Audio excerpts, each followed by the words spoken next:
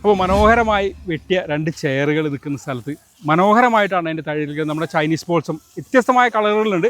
അപ്പോൾ ഒത്തിരി ലക്ഷക്കണക്കിന് ആളുകൾ കണ്ട് പൂപ്പൊലി കണ്ട് പോയി കഴിഞ്ഞപ്പോൾ ഇതിൻ്റെ പിന്നിൽ പ്രവർത്തിച്ചവരെ ഒന്നും ചിലപ്പോൾ കണ്ടിട്ടുണ്ട്, മനസ്സിലായിട്ടുണ്ടാവില്ല. ഹായ് ചേച്ചി, ഗുഡ് മോർണിംഗ്. Good morning. എന്താ പേരെന്താ? എൻ്റെ പേര് ഷിജി. എവിടെയാ വീട്? അടുത്ത് തന്നെയാണ്. എന്തായാലും ഇത് നിങ്ങളൊക്കെ തന്നെയാണ് ഈ സംരക്ഷിക്കുന്നത്. പിന്നെ ബാൾസത്തിന് ഒരുപാട് പരിധി കൂടുതൽ നനച്ചു കഴിഞ്ഞാൽ ചീഞ്ഞു പോകുന്നൊരു പ്രശ്നമുണ്ട് അല്ലേ? കുറച്ച് സെൻസിറ്റീവ് ആണ്, നല്ലോണം കെയർ ചെയ്യണം. എത്ര ദിവസം കൊണ്ട് ഇത്ര ഇങ്ങനെ ഫ്ലവർ ആയിട്ടുണ്ടായിരുന്നു?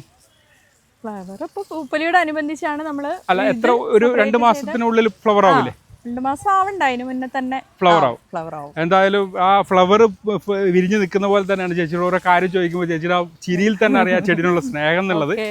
എന്തായാലും മനോഹരമായ കാഴ്ച. ഇനിയും നമുക്കൊരു മാസം കൂടെയൊക്കെ ശരിക്കും ഇതിന്റെ ഫ്ലവർ കിട്ടുമല്ലേ? ശരിക്കും കൂടുതൽ നിൽക്കും. കമ്പുകൾ സ്പ്രെഡായി വരുന്നുണ്ടല്ലോ, അതില് കാടൊക്കെ പറിച്ച് മനോഹരമാക്കി സെറ്റ് ചെയ്തിരിക്കുകയാണ്. എന്തായാലും എല്ലാവരെയും ഇങ്ങനെ ഓരോരുത്തർ ഇത് ചെയ്യുന്ന ഓരോരുത്തരും ഞങ്ങൾ പരിചയപ്പെട്ട് വരികയാണ്. അപ്പൊ ഇതിന് പ്രത്യേക കെയറിങ് എന്തെങ്കിലും ഉണ്ടോ സ്പെഷ്യലായിട്ടൊന്നുമില്ല? എന്നാലും എന്താണ് വളങ്ങൾ കാര്യങ്ങളൊക്കെ? നമ്മള് ചാണകവെള്ളം ഒഴിച്ചു കൊടുക്കുക, സ്ലറി പുളിപ്പിച്ചിട്ട് ശരിക്കും നമ്മൾ വീട്ടിൽ ചെയ്യുന്ന പോലെയൊക്കെ ചെയ്യുന്നുണ്ട്. പഞ്ചഗവിയാണ് എവിടെ പോകുമ്പോഴും പറയുന്നത്. മെയിനായിട്ട് അത് തന്നെയാണ് നമ്മൾ ചെയ്യുന്നത് അല്ലേ? അപ്പോൾ നല്ല നീർവാർച്ചയുള്ള സ്ഥലത്ത് നടുക, നല്ല അത്യാവശ്യം വെയിലുള്ള സ്ഥലത്ത്. പിന്നെ മെയിനായിട്ട് വീണ്ടും പറയാം, ഇത് ശ്രദ്ധിക്കണം മാത്രമല്ല നല്ല തണുപ്പ് വേണം. അതായത് നാട്ടിൻ പ്രദേശത്തൊന്നും കൊണ്ടുപോയിട്ട് വെറുതെ ചെയ്ത് ഇതാക്കാൻ നിൽക്കണ്ട. കാരണം നാടൻ ബോൾസ് ആണ് കുറച്ചുകൂടെയൊക്കെ ഉണ്ടാവും, ചൈനീസ് ബോൾസ് ഒരിക്കലും ഉണ്ടാവാൻ സാധ്യതയില്ല. പുഴു പിടിക്കും, ചീച്ചിൽ ബാധിക്കുന്ന ഒരു ഇതാണ്.